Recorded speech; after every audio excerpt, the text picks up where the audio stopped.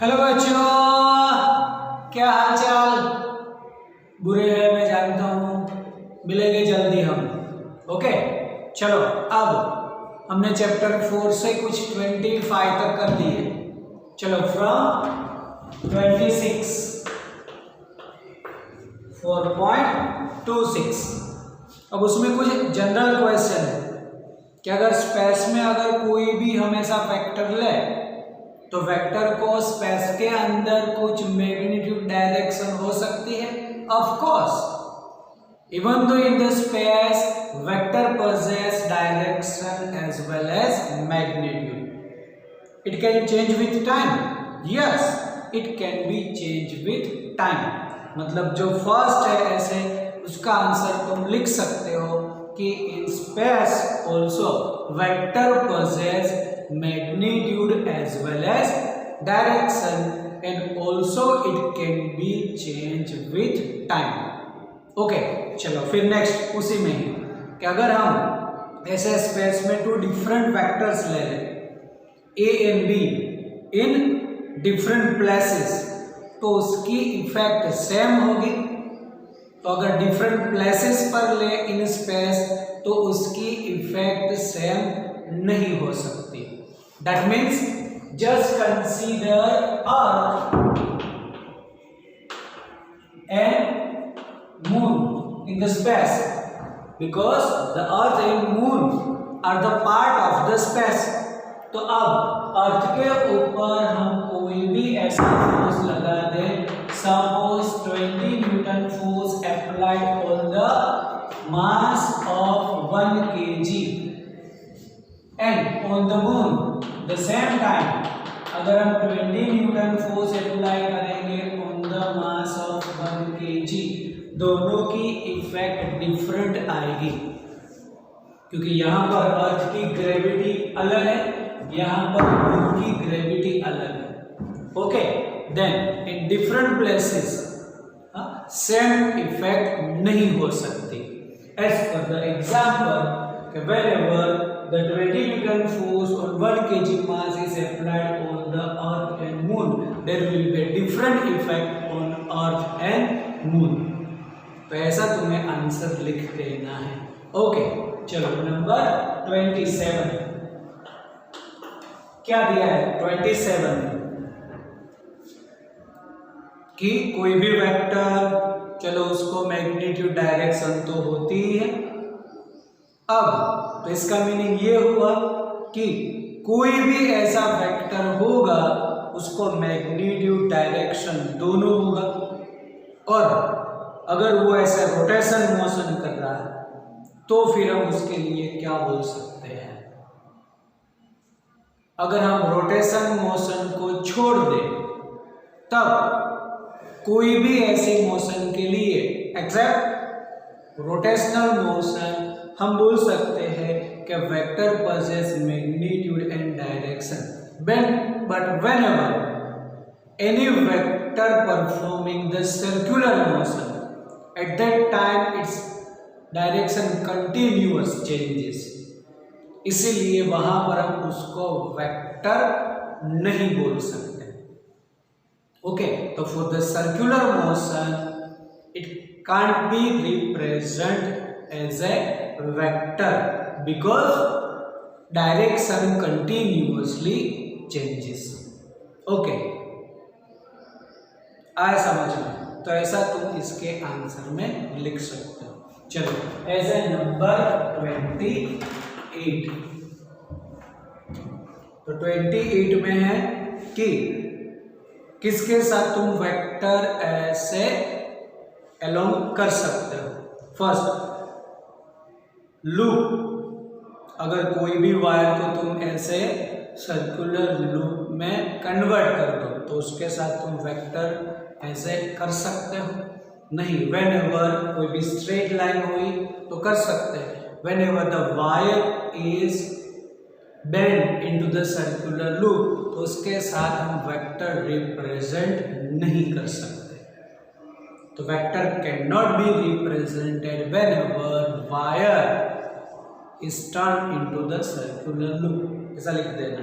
चलो फिर ऐसा कोई भी एक प्लेन सरफेस, तो कोई भी प्लेन सरफेस हुआ तो for the plane surface we can say area is length into breadth, तो length is vector, this is also vector, then इसका जो वेक्टर आएगा वो as a perpendicularly to the surface होता है, the vector of the area is perpendicularly to the surface. अगर मैं यही बोर्ड बोल दूं तो इसका जो एरिया आएगा वो ऐसा बोल सकते हैं परपेंडिकुलरली टू द सरफेस, ऐसे आएगा, तो इसके साथ हम वेक्टर रिप्रेजेंट कर सकते हैं।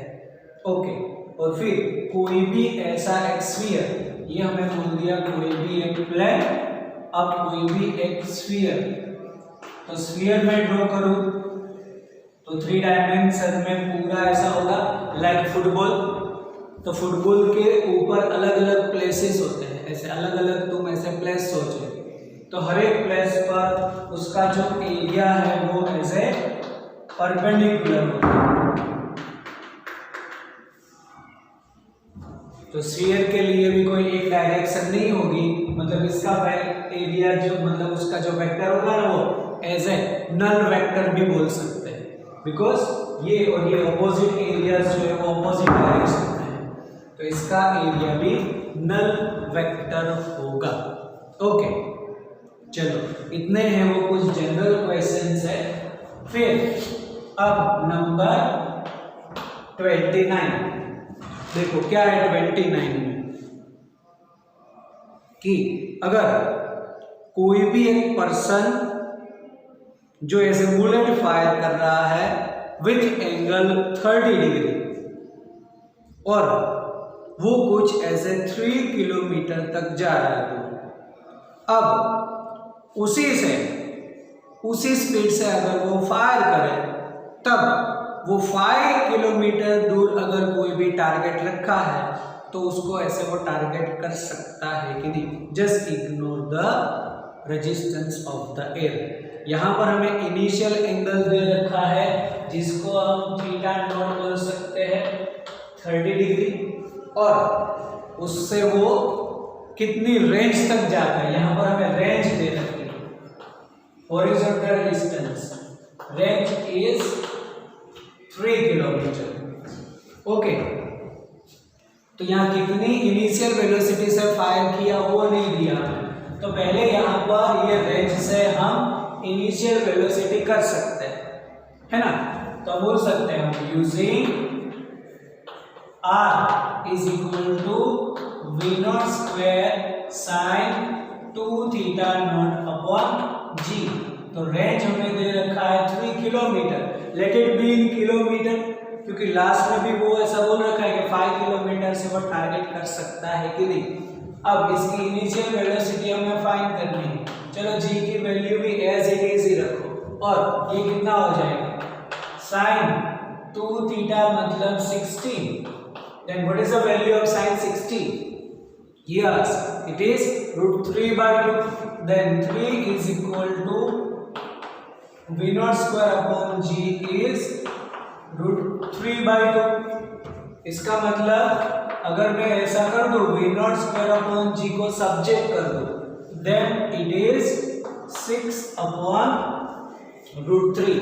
इसको ऐसे ही रखो, जो भी हमें आंसर लाना है वो हमें मिलेगा ऐसे। इसका मतलब जहां कहीं पर भी v not square upon g है वहां पर मैं 6 अपॉन रूट 3 रख सकता हूं। चलो अब क्या बोला है, इसी स्पीड से अगर g को भी मैं यहाँ पर ला दूं, चलो तो v not square initial velocity मिलेगी, इसी वेलोसिटी से अगर हम कोई भी ऑब्जेक्ट मतलब कोई भी ऐसे थ्रो करें तो 5 किलोमीटर जो दूर है उसको हम टारगेट कर सकते हैं कि नहीं, तो उसके लिए मैक्सिमम रेंज, अब यही वेलोसिटी से अगर थ्रो करें तो मैक्सिमम रेंज अगर 5 किलोमीटर से ज़्यादा मिली तो टारगेट हो सकता है, और वो 5 किलोमीटर से कम मिली तो हम टारगेट उसको नहीं कर सकते। ओके, तो now we can say maximum range, then maximum range R maximum is equal to V naught square upon G होगा ना वैसे, तो यही इसकी मैक्सिमम रेंज हो गई, क्योंकि हम बोलते हैं इसके लिए तो ये 45 मतलब थीटा 90 हो जाएगा। For maximum range theta not is equal to 45। तो यही हो गया हमारे लिए एज ए 6/√3, मतलब इसको हम बोल सकते हैं 3 into 2/√3, मतलब √3 into 2, क्योंकि ये कैंसिल हो जाएगा। अब √3 into 2 मतलब 1.73 into 2, तो ये हो जाएगा 3 2 6, ये हो जाएगा 14, 1 2 3 3.46 kilometre. Then maximum range is 3.46 kilometre, और टारगेट कहाँ पर 5 किलोमीटर।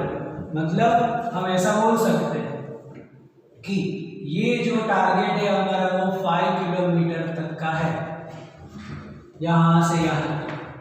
और अगर हम कोई भी 45 एंगल पर भेजे तो ये यहां से यहां तक ही जा सकता है, up to 3.46 kilometre. Then using this velocity the target cannot be heated, ऐसा बोल सकते हैं। so target cannot heat, okay, क्योंकि वो 5 किलोमीटर पर है, हमें हमारा जो वैल्यू है वो हमें 3.46 से मिल रहा है, मतलब वो टारगेट नहीं कर सकता। चलो फिर ऐसे 30 क्या दिया हमें, 30 में लिख लेना, ये वीडियो पोस्ट करके लिख दो। ओके चलो अब 30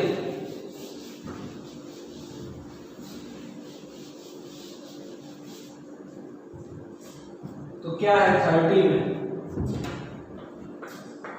बस ऐसा ही कुछ है कि एक फाइटर जेट प्लेन है, वो कुछ 1.5 किलोमीटर अप कुछ फ्लाई कर रहा है और उसकी स्पीड है कुछ 720 kilometre per our in horizontal direction, मतलब 1.5 किलोमीटर की हाइट पर ऐसे 720 किलोमीटर पर आवर से हॉरिजॉन्टल डायरेक्शन में मूव कर रहा है। और अब यहां से अगर हमें इसको ऐसे टारगेट करना है तो कैसे उसको टारगेट करें हम,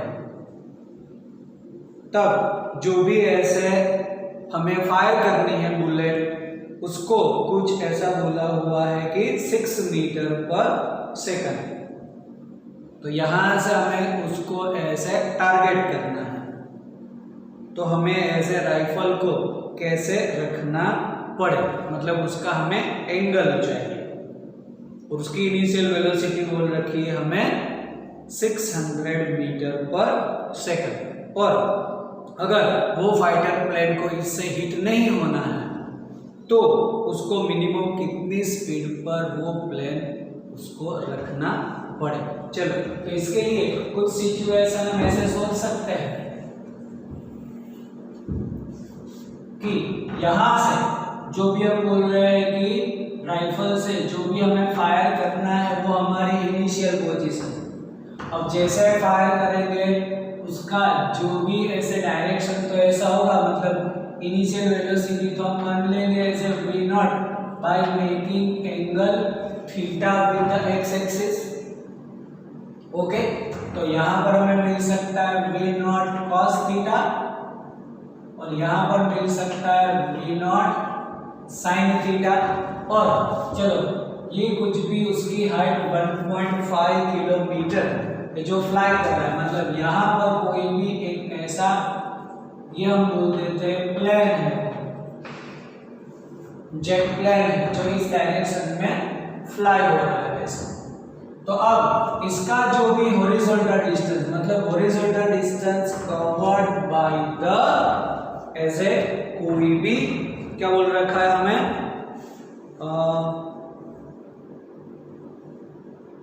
हमें कोई भी एक ऐसा बुलेट ही बोल दो ना कि बुलेट ही फायर करना है, then we can say the horizontal distance covered by the bullet is equal to the horizontal distance covered by the plane। अगर वो ऐसे सेम हुआ तो वहां पर वो टारगेट हो सकता है, मतलब ये ऐसे यहाँ पर पहुंचेगी और तब ये यहाँ से बुलेट जो है वो यहाँ तक पहुंचेगी, उस टाइम पर उसको हम ऐसे हिट कर सकते हैं। तो दोनों में क्या हुआ, the horizontal distance covered bye is same. अगर दोनों का हॉरिजॉन्टल डिस्टेंस सेम हुआ, यहाँ से प्लेन यहाँ पर पहुंचा और यहाँ से हमने जो भी बुलेट फायर की वो ऐसे यहाँ पर पहुंची, मतलब हॉरिजॉन्टल डिस्टेंस जो होगा यहाँ से यहाँ तक का अगर सेम हुआ तभी उसको हम ऐसे टारगेट कर सकते हैं। अब टारगेट करना है हमें, ऐसा लिखा हुआ है, तो टारगेट करना है मतलब हॉरिजॉन्टल डिस्टेंस सेम होगा। ओके, तो हम ऐसा बोल सकते हैं यहाँ पर to target plane horizontal distance covered by bullet, ऐसा लिखो, is equal to horizontal distance covered by plane। चलो अब ये जो भी है उसके लिए जितना भी हमें ऐसे दे रखा है वो हम उसको लिस्ट आउट कर देते हैं कि वेलोसिटी ऑफ द प्लेन उसको ऐसे vp लिख देते हैं, that is 720 kilometre per hour. Just convert in metre per second, we know that is 5/18 metre per second. तो चलो ऐसे कर दो, 720 इंटू 5/18, मैं भी कर रहा हूं तुम भी करो ऐसे, वो कुछ मिल जाएगा, इट इज 200। ओके, तो 200 metre per second, this is the velocity of the plane and a velocity of the rifle, velocity of the bullet, sorry, it is 600 metre per second. अब दोनों के लिए टाइम को हम सेम बोल देंगे, तो horizontal distance covered by the bullet, तो हॉरिजॉन्टल डिस्टेंस मतलब हॉरिजॉन्टल वेलोसिटी लिखेंगे हम, that is v not cos theta into t is equal to, देखो distance is equal to velocity into time, तो यहाँ पर velocity of the plane into time t, क्योंकि दोनों के लिए टाइम तो सेम ही होगा। यहाँ से जितने टाइम में यहाँ पर उतने टाइम में अगर बुलेट वहां पर पहुंचे then we can target the plane. Okay, तो दोनों के लिए डिस्टेंस है, distance same as well as time भी सेम, बस दोनों की स्पीड अलग है और हमें इसका इनिशियल एंगल करना है कि कितने एंगल पर हम उसको ऐसे टारगेट करें, then we can target the plane. Okay, then हमें यहाँ पर इनिशियल वेलोसिटी इसकी दे रखी है क्योंकि ये बुलेट का है, तो ये हो गया as a 600 cos theta is equal to 200, क्योंकि टाइम तो कैंसिल हो गया। Okay, then what about the cos theta, it is 200 by 600, that is 2/6 1/3, then cos theta is equal to 1/3, 1/3 मतलब कितना होगा, 0.3333 होगा, करो, इट इज 0.3333, तो देखो इट इज 0.3333, तो दिस इज cos थीटा। अब cos का टेबल तो है ही नहीं हमारे पास, जो हमने टेबल सीखा है उसमें लॉग, एंटी लॉग, फिर नेचुरल साइन और नेचुरल टेन ही है, लोगरिथमिक तो हमें फॉलो करना नहीं, तब नेचुरल कॉस का तो टेबल है ही नहीं, तब हमने आगे यूनिट सर्कल सीख रखा है, तो हम कॉस को ऐसे साइन में कन्वर्ट कर सकते हैं। कॉस थीटा को मैं ऐसे लिख सकता हूं sin 90 माइनस थीटा, याद करो sin 90 minus theta is cos theta. 90 minus first quadrant में पॉजिटिव होता है, तो sin 90 minus theta is cos theta. तो cos theta को मैं ऐसे लिख देता हूँ, therefore sin 90 minus theta is 0.3333. इसका मतलब 90 minus theta is sin inverse 0.3333. तो साइन के टेबल में देखो अब ऐसे 0.3333 कहाँ पे आ रहा है। सबसे पहले हेडिंग देखो कि नेचुरल साइन का टेबल है, ओके, देन 0.3333 तुम भी देखो, मैं भी देख रहा हूं, और फिर दोनों का आंसर हमें मैच करना है। तो हमें कुछ मिल रहा है एज ए 3322 और नेक्स्ट वैल्यू है कुछ 3338। अब ये तो ज्यादा हो गए, हम ऑलवेज लोअर वैल्यू से नियरर चूज करेंगे। तब ये हुआ 3322, okay, it is in the line of 19 degree. तो हमारी डिग्री फिक्स हो गई कि इट इज 19 डिग्री, ओके। चलो अब ये ऊपर कौन सी लाइन पर है, it is for the 24 minute, लेकिन हमारा आंसर तो 33 है और मिला हमें 22। कितने का डिफरेंस हुआ इसमें, तो डिफरेंस ऑफ 11। अगर मैं 11 ऐड करूं तो हो सकता है, तो देखो अब 11 के लिए हमारे पास मीन डिफरेंस 11 एग्जैक्ट है, कौन से मिनट पर, 4। तो यहां पर मैं इसका 4 मिनट ऐड करूं, मतलब ये हो गया 28। 19 डिग्री 28 का आंसर होगा 0.3333। Therefore it is 90 minus theta. Okay, चलो अब तो थीटा क्या होगा, तो theta is 90 degree minus 19 degree 28 minute. अब इसमें से ये माइनस करेंगे, ये जो वैल्यू है अगर तुम कैलकुलेटर से करने जाओगे तो रॉन्ग ही होगा, क्योंकि ये जो है उसको ऐसे करना है 90 डिग्री माइनस 19 डिग्री 28 मिनट। इसका मतलब इसको हम 00 मिनट बोल सकते हैं। ऑलवेज मिनट में से मिनट माइनस होगी और डिग्री में से डिग्री माइनस होगी। तो यहां पर अगर तुम माइनस करने जाओगे तो क्या -28 लिखोगे, कभी डिग्री तो माइनस में होती नहीं, एंगल माइनस में होगा। You can measure the -30 degree angle. You can measure the -45 angle, तो हम वैसे तो पॉजिटिव ही लेते हैं, और यहाँ पर हमने जो एंगल लिखा हुआ है वो पॉजिटिव ही, ओके। तब क्या करेंगे, ऐसे कभी भी माइनस आ गया डिग्री तो यहाँ पर एक जो है डिग्री उसको कम कर देंगे, मतलब हम लिख सकते हैं 89 डिग्री। लेकिन 89 तो वैसे सही नहीं है, लेकिन 1 डिग्री 60 मिनट तो हो गया 89 degree 60 minute, that is 90 degree.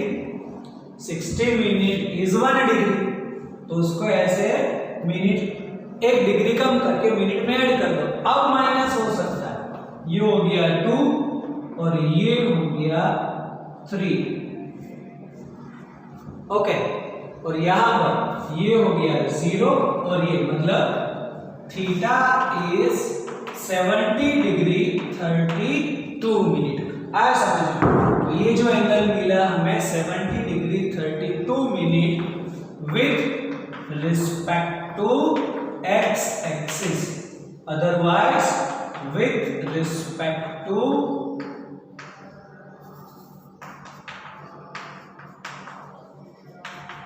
Horizontal direction. समझ में आया? ये जो है वो खास ऐसे समझना है हमें अच्छी तरह से। जब भी माइनस आए 1 डिग्री कम करके मिनट ऐड कर दो यहाँ पर, और फिर उसको माइनस कर दो, मिनट में से मिनट, डिग्री में से डिग्री, तो it is 70 degree 32 minute. That means whenever the bullet is fired with the speed of 600 meter per second by making angle 70 degree 32 minute, we can target the plane.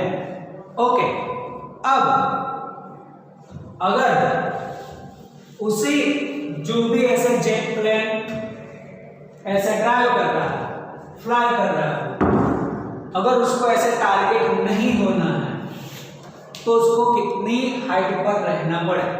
तो इसी angle से और इसी speed से maximum height इस bullet की कितनी हो सकती है वो करे। उससे थोड़ा ऊपर प्लेन रहेगा तो वो टारगेट नहीं कर सकता, क्योंकि अगर हम इसकी मैक्सिमम हाइट चलो यहाँ पर ही बोल देंगे इट इज h, और ये जो प्लेन है वो यहाँ से थोड़ा ऊपर है, तो ये तो है यहाँ से यहाँ चला जाएगा। ये जो बुलेट है वो मैक्सिमम यहाँ तक ही पहुंच सकता है। Therefore, using h is equal to v0 square sin square theta upon 2g, और उसी में उसकी maximum height. Therefore, maximum height of bullet h maximum is equal to v0 square upon 2g। तो v0 स्क्वायर मतलब उसकी हमारे पास speed है कितनी है 600, जो बुलेट की ली है वो 600, तो 600 का स्क्वायर अपॉन 2, और ये भी ले लो ऐसे 10। ओके, तो अगर हम इसको ऐसे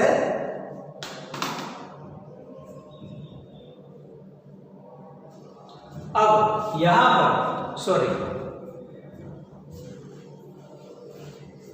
इसको यहां पर हमें साइन तो कंसीडर करना ही है, तो मैक्सिमम कहां तक पहुंच सकता है वो, तो एंगल तो हमारा 70 डिग्री 32 मिनट है। Okay, then h maximum is equal to ये 600 का स्क्वायर और अपॉन 2 into 10, साइन की वैल्यू, साइन कितना 70 डिग्री 32 मिनट। देखो तो साइन के टेबल में 70 डिग्री 32 मिनट जो मिलेगा उसका भी हमें स्क्वायर करना है, देन 70 डिग्री 32 मिनट। ओके, तो 70 डिग्री पर 30 मिनट है और 2 मिनट का डिफरेंस ऐड करेंगे, तो देखो 70 डिग्री 30 मिनट का कितना है 9426, मतलब 0.9426, और 2 मिनट का डिफरेंस है उसका 2, मतलब आंसर मिलेगा 0.9428। आ रहा है समझ में, 0.9428। तो बस अब इसी का वैल्यू ले लो, कितना मैक्सिमम हो सकता है, तो 600 into 600 into 0.9428 into 0.9428 divided by 20 कर सकते हैं, देन इट इज 1599.6 मीटर। इसका मतलब अगर मैं ऐसा कर दूं 15.99 तो 10 to the power 3 metre, approximate 15.99 मतलब 16 और 10 raised to 3 मीटर मतलब kilometre. Then maximum height of the bullet reach up to the 16 kilometre.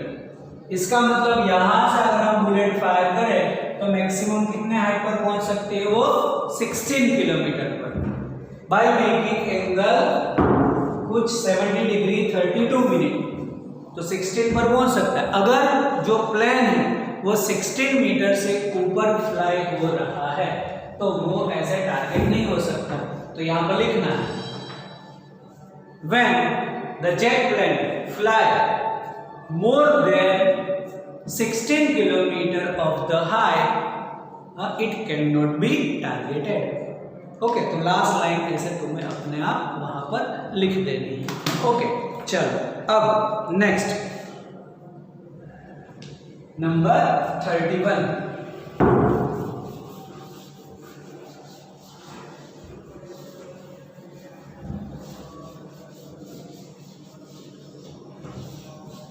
क्या है 31 के अंदर, देखो question,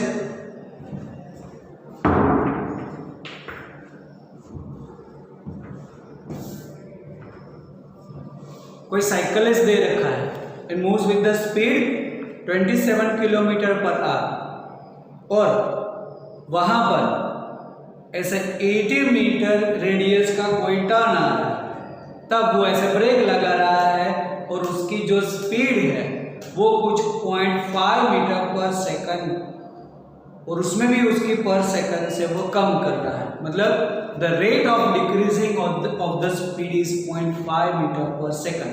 Then calculate its resultant acceleration. तो उसकी वैल्यू भी चाहिए और उसका ऐसे हमें डायरेक्शन भी चाहिए।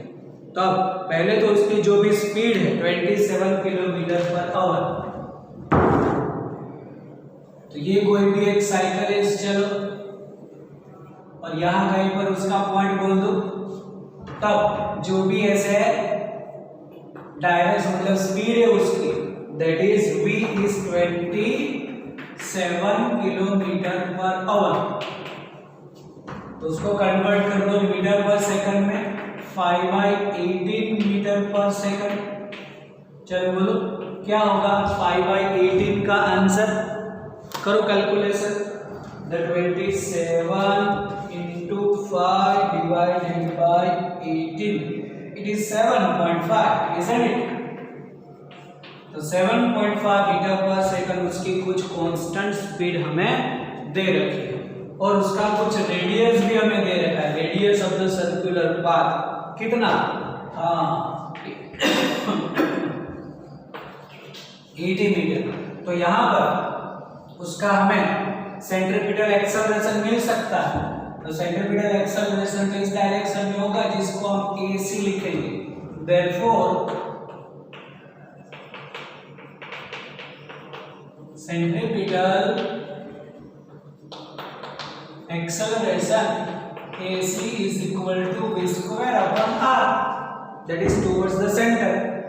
तो चलो v square upon r क्या होगा, तो 7.5 into 7.5 divided by 80, it is 0.70, तो 0.703 approximate 0.7 meter per second square, this is the centripetal acceleration। अब यहां पर हमने क्या, हमको एक और ऐसे डिक्रीजिंग स्पीड दे रखी है कि rate of change of decreasing of the speed by braking 0.5 metre per second. इसका मतलब यहाँ पर जैसे वो टर्न लेगा और उसका सेंट्रीपिटल एक्सेलरेशन ये हुआ और यहाँ पर जो ब्रेक लगा रहा है उससे जो उसका एक्सेलरेशन आएगा that is along with the tangent, तो टेंजेंशियल एक्सेलरेशन भी हमें मिलेगा। ऐसा बोल सकते हैं due to brake rate of decreasing of velocity, the rate of decreasing velocity means acceleration, the rate of decreasing velocity called acceleration and that is along with the tangent, that's why it is called tangential acceleration। तो tangential acceleration ही बस हमें दे रखा है 0.5 metre per second, it is 0.5 metre per second square. देखो यहाँ पर velocity का दे रखा है लेकिन उसमें भी लिखा है पर सेकंड, तो metre per second means metre per second square, that is ये टेंजेंशियल एक्सेलरेशन, तो उसका जो रिजल्टेंट एक्सेलरेशन तो हमें ऐसे मिलेगा। Okay, therefore the resultant acceleration is equal to under root AD square plus AC square। इसका मतलब 0.7 स्क्वायर प्लस 0.5 स्क्वायर और उसका रूट।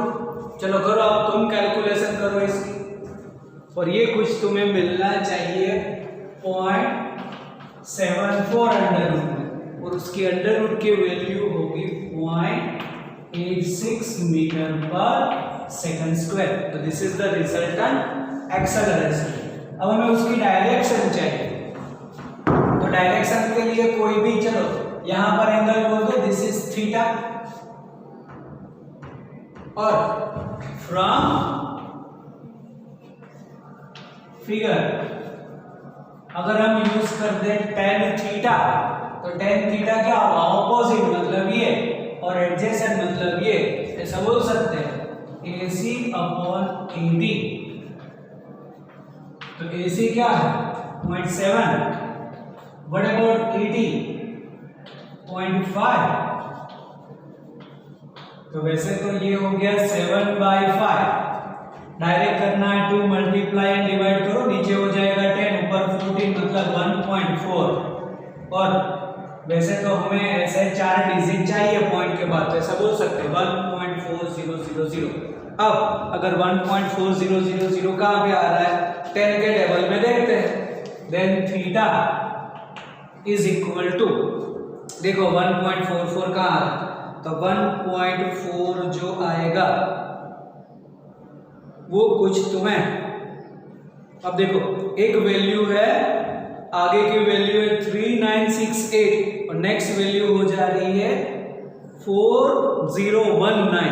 हमें तो 00 मतलब 19 जितना आगे है, मतलब ये वैल्यू हम चूज कर सकते हैं 3968 कितने पर है 54 डिग्री। तो 54 डिग्री और एज ए 24 मिनट, और 24 मिनट में है कितना हो, तो 3968।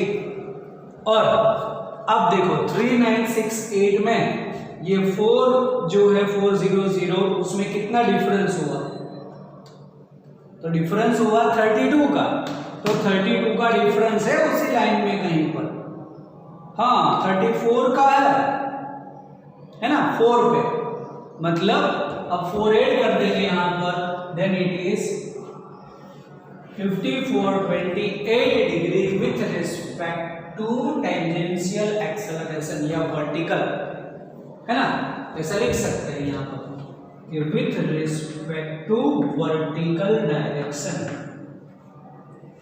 थीटा जो एंगल लिया हमने वो यहाँ से लिया, अगर यहाँ से लेना है तो फिर 90 माइनस थीटा कर सकते हैं, कोई प्रॉब्लम, कोई भी एंगल ले लो चलेगा विथ रिस्पेक्ट टू वर्टिकल। लेकिन ये लास्ट में स्पेसिफाई करना पड़े कि थीटा कहां से लिया, तो with respect to vertical direction. Okay चलो अब लास्ट नॉट द लीस्ट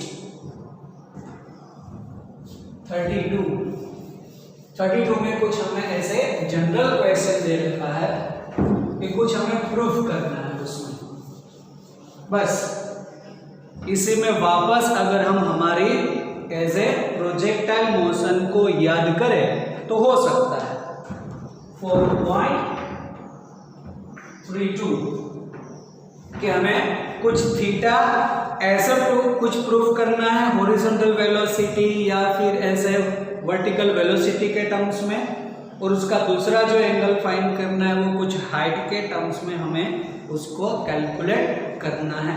तब अगर हम ऐसा बोल दें कि चौक अंत इधर है निकला,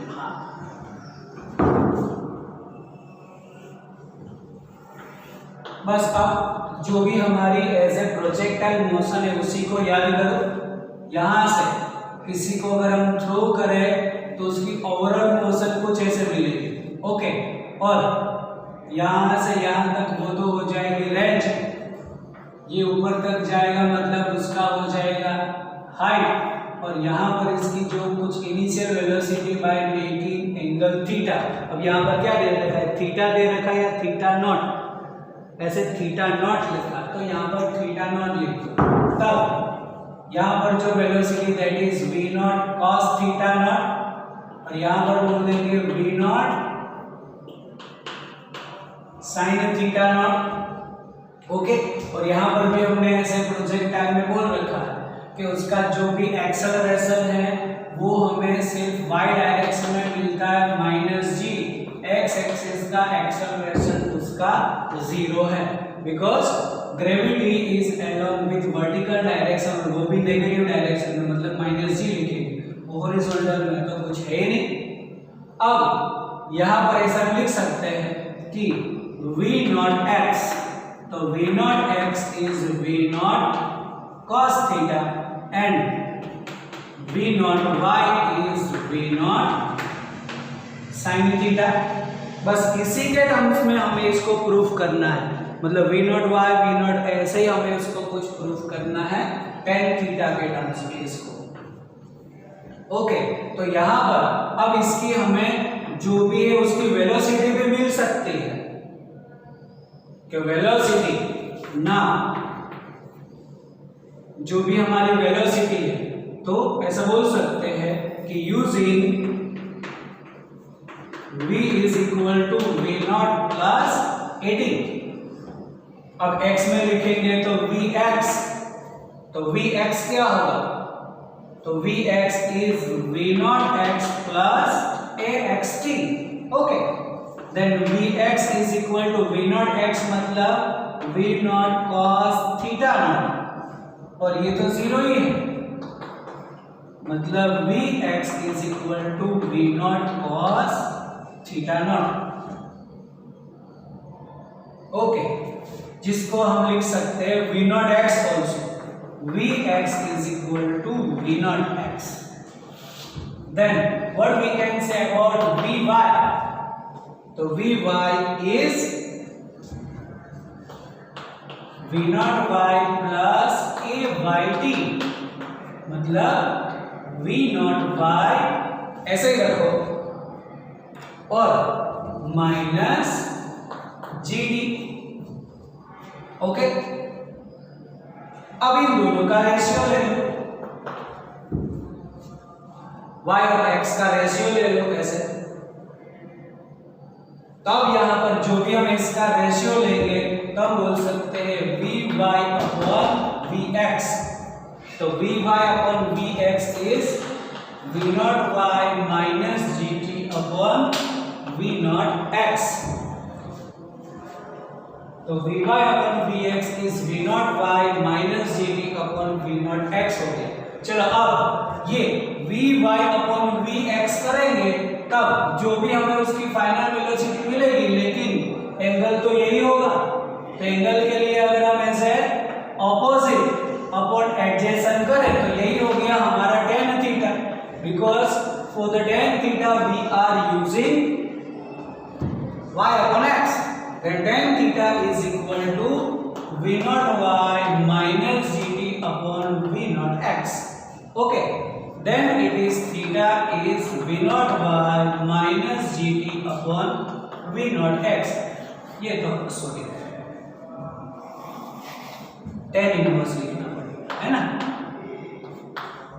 v0y minus gt upon v0x। ये प्रूफ हो गया।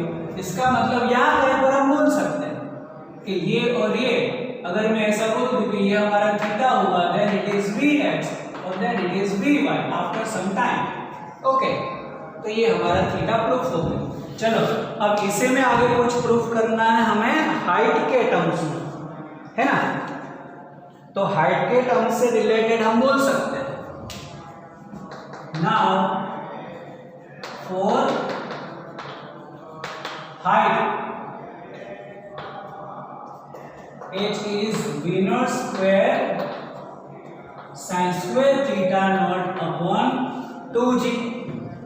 चलो इसी को ऐसा बोल दो कि here h is hm, क्योंकि हमें hm के टर्म्स में कुछ लिखने को बोला है। l range r is equal to v0 square sin 2 theta naught upon g। उसकी वैल्यू कुछ है sin 2 थीटा मतलब 2 sin theta into cos theta. याद करो ये जो है sin 2 theta not is 2 sin theta into cos theta होता है, वो हमने आगे मैथ्स में कर रखा है। ओके, अपॉन जी।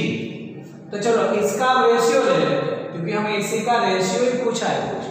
देयरफॉर इसको मैं एच एम लिख दूं, then H M upon R क्या होगा,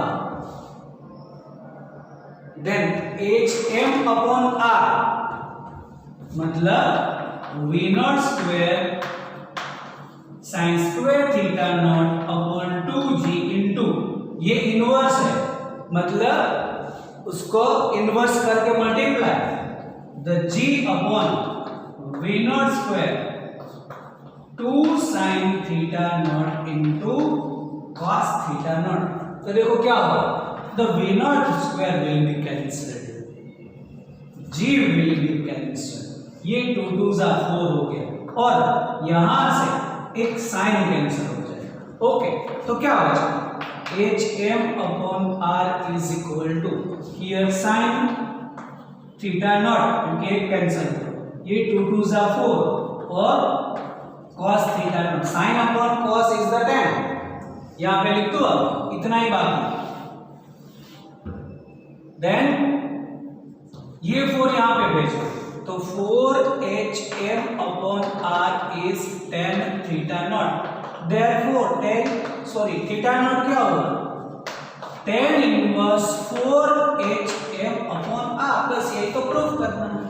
ओके, तो वेलोसिटी की इक्वेशन से प्रूफ कर सकते हैं थीटा आफ्टर सम टाइम यहां कहीं पर, और एज ए हाइट h की जगह पर HM लिखा हुआ है तो भी सेम टू सेम और कोई डिफरेंस नहीं, फिर दोनों का रेशियो ले लो, थीटा मिल जाएगा।